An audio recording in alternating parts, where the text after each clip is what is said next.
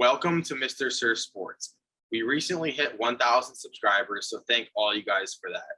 If you want to join the family and be entered to win a MacBook Pro and experience all the NFL news that's important that you need to know, hit the subscribe button and hit the notification bell so you're notified when our videos go live. When we hit 10,000 subscribers, we're giving away a MacBook Pro, like I mentioned. So don't forget to hit the subscribe button, hit the notification bell so you don't miss a video. The Green Bay Packers have signed first-round wide receiver Matthew Golden to a fully guaranteed 4-year, $17.58 million contract. And yes, that's just the normal contract for being drafted where he was drafted. But what makes it interesting is he is the highest paid wide receiver as a rookie on the Packers team, which I don't know if there's many teams out there where a rookie wide receiver is your highest paid guy. So what are your thoughts on that? And do you think the Packers are making a mistake by not going out and getting a player that makes more? No, I think it's an interesting move. We really have never seen that. And I mean, obviously, Matthew Golden, there was a lot of flash around him in the draft with his impressive time in the 40-yard dash and a lot of things that go into it. But I really think that he's a guy that's going to be a key player for them.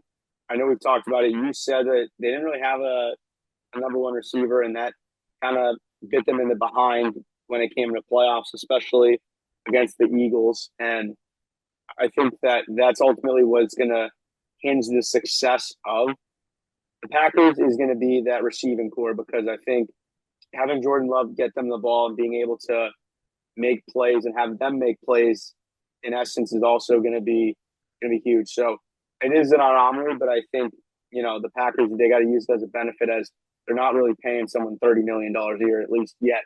So in the short term, I think it's a benefit. But that being said, as a Packer fan, how do you feel about the number one receiver that's being paid being a rookie?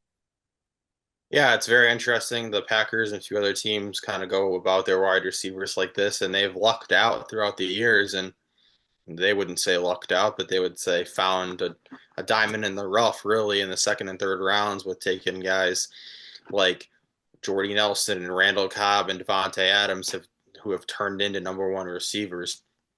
But we'll see if one of these guys can. I think that's what they're trying to hope for. I think their goal isn't to just have a bunch of okay players. They're hoping that one of these guys separates themselves.